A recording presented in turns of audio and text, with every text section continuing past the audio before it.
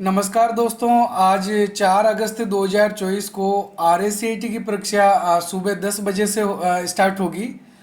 आप लोग मौसम को देखते हुए, क्योंकि मौसम बारिश वाला है, तो आप लोग थोड़ा जल्दी अपने एग्ज़ाम सेंटर पहुंचने की कोशिश करें। लगभग 9 बजे के आसपास आप लोग अपने एग्ज़ाम सेंटर पहुंच जाएं। तो 10 बजे से लेकर 11 बजे का हमारा ये पेपर रहेगा। और एग्ज़ाम कंप्लीट होने के बाद में आपको हमारे इसी चैनल पर RACIT की जो आंसर की है वो भी मिलने वाली है। तो हमारे चैनल को सब्सक्राइब करके रखें। और परीक्षा ख़त्म होने के बाद यहाँ पर एक बार आंसर की से सभी प्रश्नों का एक बार मिलान कर लें। मुझे उम्मीद है आप लोग परीक्षा में बहुत ही अच्छे नंबरों से पास होंगे। तो एक बार हम फटोफट इन सभी प्रश्नों की रीडिंग कर लेते हैं। हमारा प्रश्न नंबर 1 है, पहले से बंद कंप्यूटर को चालू करना क्या कहलाता है? On processing, PC boost, cold booting या फिर वार्ड बूटिंग। तो ध्यान में रखना, पहले से जो कंप्यूटर बंद होता है उसको चालू करना, इसको हम बोलते हैं कोल्ड बूटिंग। ठीक है। और कंप्यूटर अगर हमने चालू कर रखा है और उसको हम रिस्टार्ट कर रहे हैं तो इस प्रक्रिया को बोलते हैं वार्म बूटिंग। यहाँ वार्ड की जगह एम आना चाहिए था, थोड़ी मिस्टेक हो गई। तो इसको हम बोलते हैं वार्म बूटिंग। पहले से चालू कंप्यूटर रिस्टार्ट करते हैं तो वार्म बूटिंग। और पहली बार इसको ऑन कर रहे हैं, कंप्यूटर बंद है, पावर बटन दबा के ऑन कर रहे हैं, इसको हम बोलते हैं कोल्ड बूटिंग। ठीक है। नेक्स्ट हमारा प्रश्न नंबर 2 है, कौन सा मॉनिटर देखने में टेलीविजन के आकार का होता है? LCD monitor, LED monitor, CRT monitor या फिर ऑल ऑफ द अबव। तो इसमें सही उत्तर है सी, CRT मॉनिटर। यहाँ पर आप CRT मॉनिटर का एक चित्र देख सकते हैं। ये इस प्रकार का CRT मॉनिटर होता है जो देखने में हमारे टेलीविजन के जैसा होता है। अब एक बार मैं आपको इनकी फुल फॉर्म्स बता देता हूँ।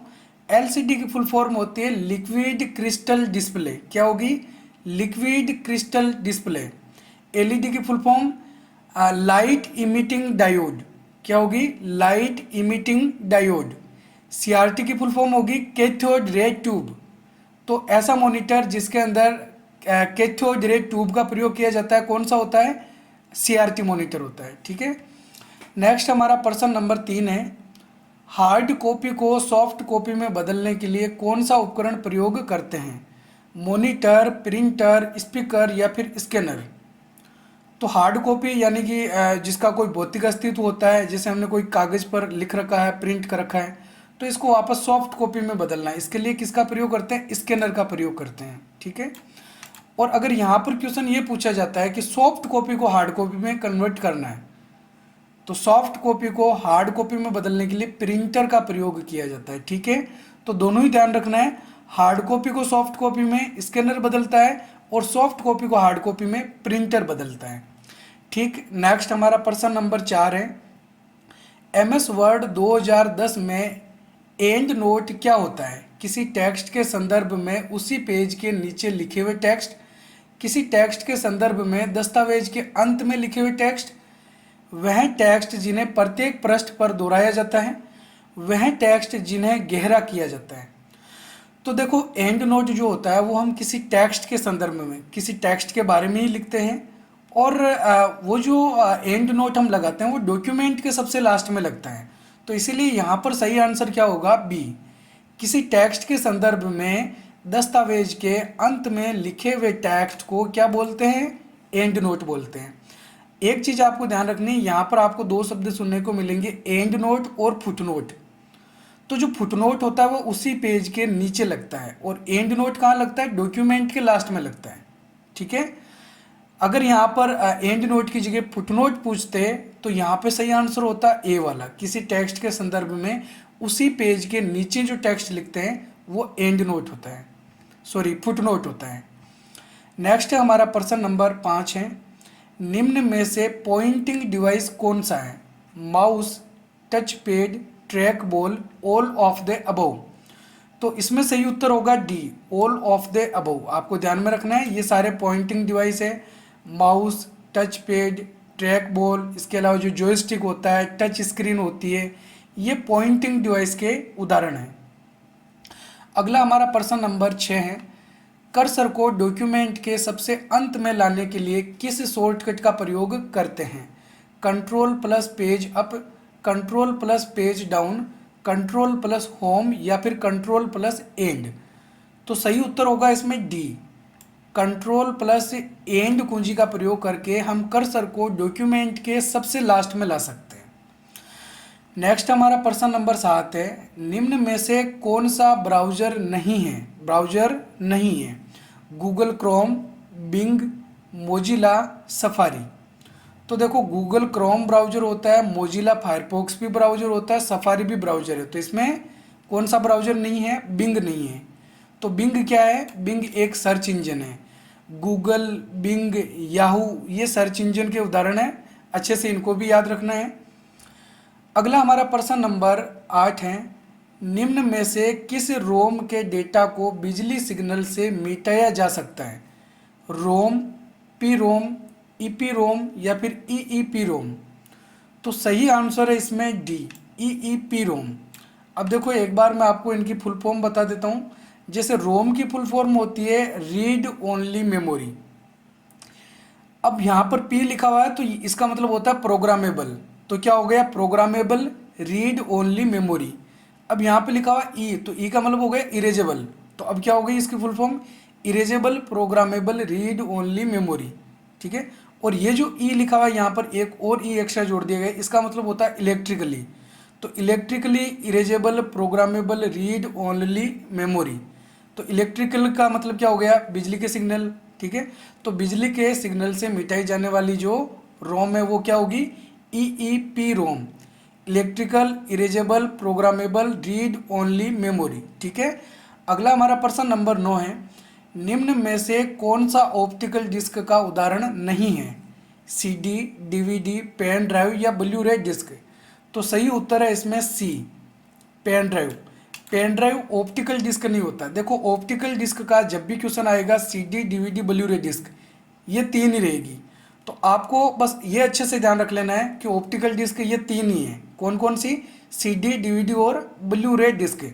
सीडी की फुल फॉर्म होती है कॉम्पैक्ट डिस्क, और डीवीडी की फुल फॉर्म होती है डिजिटल वर्सटाइल डिस्क, या फिर इसको हम डिजिटल वीडियो डिस्क भी बोलते हैं। ठीक है।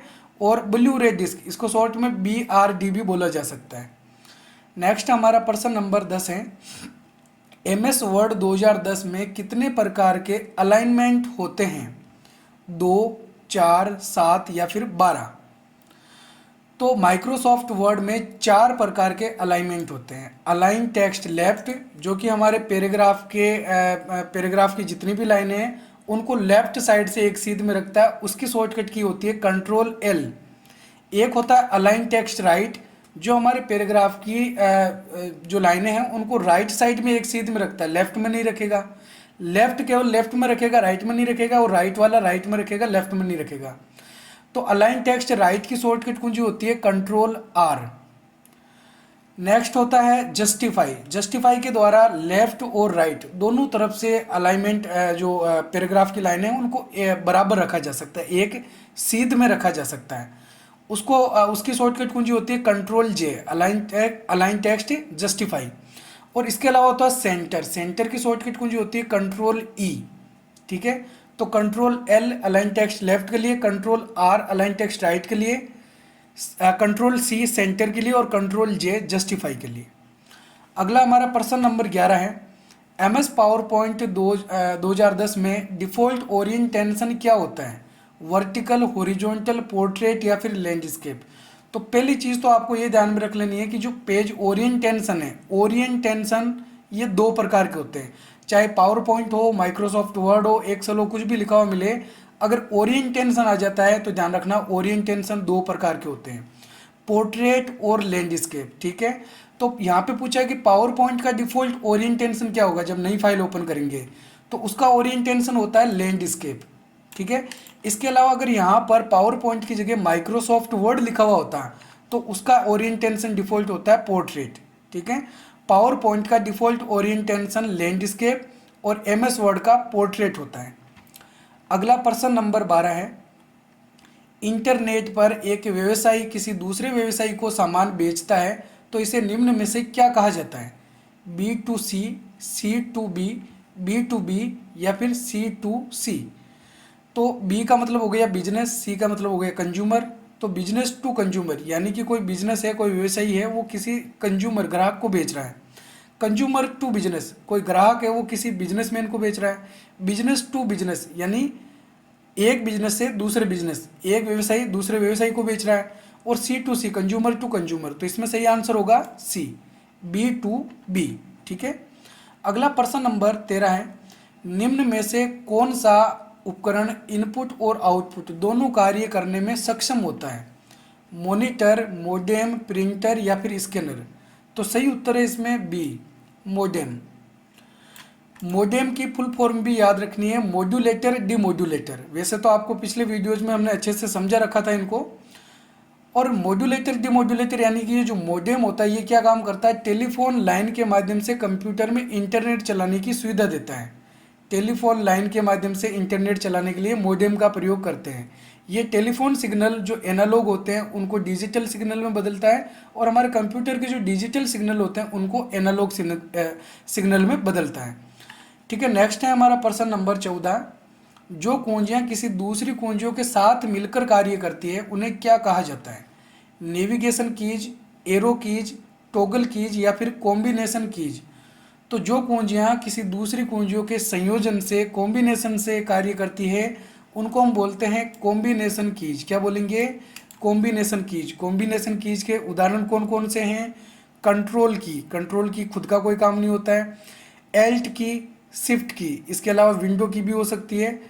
तो कंट्रोल, एल्ट, शिफ्ट और विंडो, ये जो कुंजियाँ होती है ये किसी दूसरी कुंजियों के साथ मिलकर काम करती है, तो ये कॉम्बिनेशन कीज कहलाती है। टॉगल कीज ऐसी कुंजियों को कहा जाता है जो ऑन ऑफ की तरह काम करती है, जो ऑन ऑफ होती हो। कितनी कुंजियाँ होती है कीबोर्ड में जो ऑन ऑफ की तरह काम करती है? एक हो गया num lock, caps lock, scroll lock. कितनी कुंजियाँ? 3 कुंजियाँ। कौन कौन सी? Num lock, caps lock, scroll lock. Arrow कुंजियाँ कितनी होती है कीबोर्ड में? 4 होती है। 4 जो तीर वाली कुंजियाँ होती है उनको एरो कीज कहा जाता है। नेविगेशन कीज जो कर्सर को एक जगह से दूसरी जगह पे लेके जाने का काम करें, जैसे home, and, page up, page down, arrow keys, ये नेविगेशन कीज होती है। ठीक है। इसके अलावा आपको ध्यान में रखना है फंक्शन कीज भी होती है कीबोर्ड में। सबसे ऊपरी तरफ, सबसे ऊपरी वाली जो लाइन होती है उसमें F1 से लेकर F12 तक, तो कीबोर्ड में फंक्शन कुंजियाँ कितनी होती है? 12 होती है।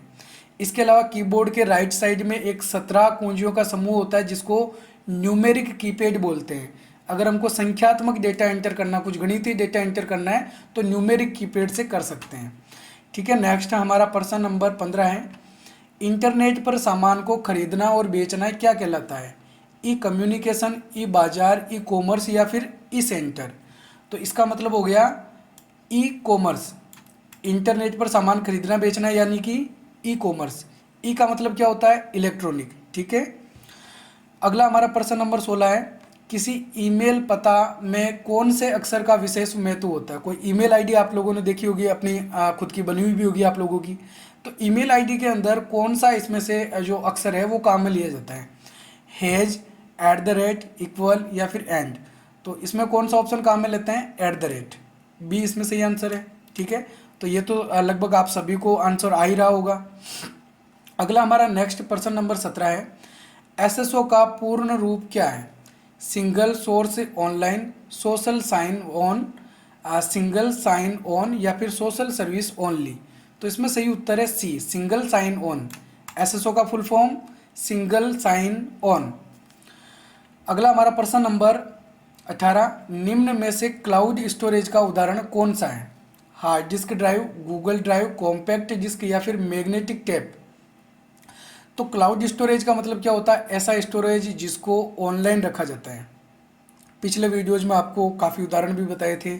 Google drive, Microsoft one drive, drop box, ये 3 मुख्य प्रकार के क्लाउड स्टोरेज होते हैं। आपको इनको अच्छे से याद रख लेना है। एक बार वापस नाम बता देता हूँ। गूगल ड्राइव तो है ही, इसके अलावा MS वन ड्राइव यानी कि माइक्रोसॉफ्ट वन ड्राइव, ये भी क्लाउड स्टोरेज होता है। और drop box, Microsoft one drive और गूगल ड्राइव, ये 3 मुख्य प्रकार के क्लाउड स्टोरेज हैं। अच्छे से याद कर लो। अगला हमारा प्रश्न नंबर 19 है, इनमें से प्रथम पीढ़ी के कंप्यूटर में किसका प्रयोग किया गया? प्रोसेसर, ट्रांजिस्टर, इंटीग्रेटेड सर्किट या फिर वैक्यूम ट्यूब? तो पहली पीढ़ी के कंप्यूटर के अंदर वैक्यूम ट्यूब का प्रयोग किया गया है। ठीक है, वैक्यूम ट्यूब। अब पूछा जाए कि दूसरी पीढ़ी में, तो दूसरी पीढ़ी में ट्रांजिस्टर का प्रयोग। तीसरी पीढ़ी में इंटीग्रेटेड सर्किट, इसको शॉर्ट में बोलते हैं आईसी, ठीक है, तो आईसी का प्रयोग तीसरी पीढ़ी में। और चौथी पीढ़ी में प्रोसेसर, इसको माइक्रो प्रोसेसर भी बोल सकते हैं, तो ये ध्यान में रखना। और जो पांचवी पीढ़ी वर्तमान में चल रही है, इसमें प्रयोग करते हैं आर्टिफिशियल इंटेलिजेंस का, कृत्रिम बुद्धि का, ठीक है। नेक्स्ट हमारा प्रश्न नंबर 20 है, स्लाइड शो को रोकने के लिए किन शॉर्टकट का प्रयोग करते हैं? Control plus delete, delete, escape या फिर F5। तो देखो F5 का प्रयोग तो किस लिए करते हैं? स्लाइड शो करने के लिए करते हैं। हमको यहाँ पर स्लाइड शो को रोकना है तो उसके लिए एस्केप कुंजी का प्रयोग किया जाता है। इसके अलावा अगर हम वर्तमान में जिस स्लाइड पर मौजूद हैं, अगर हम उसी स्लाइड से स्लाइड शो शुरू करना चाहते हैं तो उसके लिए शिफ्ट प्लस F5 का प्रयोग करते हैं। और हम जैसे 5 नंबर स्लाइड पे हैं और हम F5 कुंजी दबाएंगे तो स्लाइड शो 1 नंबर स्लाइड से स्टार्ट होगा, 5 नंबर से नहीं होगा। अगर 5 नंबर से स्टार्ट करना है तो क्या शॉर्टकट कुंजी काम में लेंगे? Shift plus F5। तो ठीक है, आज की तैयारी के लिए ये थे हमारे 20 महत्वपूर्ण प्रश्न उत्तर। उम्मीद है आपको सारे प्रश्न उत्तर अच्छे से समझ में आ गए होंगे। और साथ ही आप लोग हमारे YouTube चैनल को सब्सक्राइब करके रखें। RACIT परीक्षा खत्म होने के बाद में आपको इसी चैनल पर RACIT की आंसर की मिलने वाली है, तो एक बार आंसर की से अपने सारे प्रश्न उत्तरों को मिला लेना। कितने प्रश्न आपके सही हो रहे हैं कमेंट करके भी आप ज़रूर बताना। तो ठीक है, बेस्ट ऑफ लक, करते रहिए तैयारी और दे दीजिए एग्ज़ाम।